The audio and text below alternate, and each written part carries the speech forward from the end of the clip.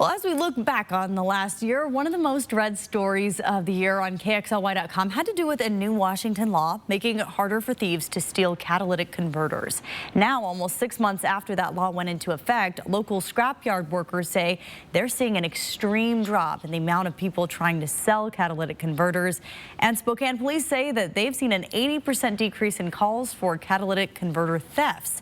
Tonight at 6:30, Bronte Sorotsky explains what this decrease means for vehicle owners. Catalytic converter thefts are starting to go down, at least here at Action Recycling. The owner tells me it's due in part to a law passed earlier this year, making it harder for thieves to sell these items. Then we require the title or the registration for the vehicle that the catalytic converter came off of. That paperwork has to be in their name, and then we wait 3 days to pay them, and we always pay by check, just to create a paper trail in case there is some kind of issue. The law makes it harder for thieves to sell stolen catalytic converters. Now they have to prove the piece of precious metal came from their own vehicle.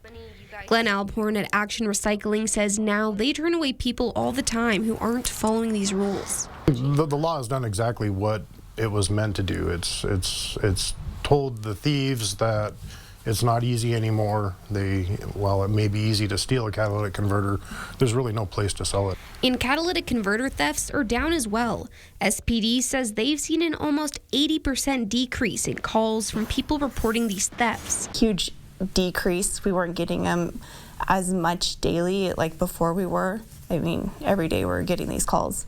But we do want to thank the recycling places that we've worked closely with, and they've been cooperative working with us, which has in turn helped pass these laws. Although SPD says these thefts do still happen. And if you do suspect that your catalytic converter is missing, make sure to reach out to SPD or your local scrapyard to see if it may have ended up in the wrong hands. Reporting in Spokane, Bronte Sorotsky, 4 News Now.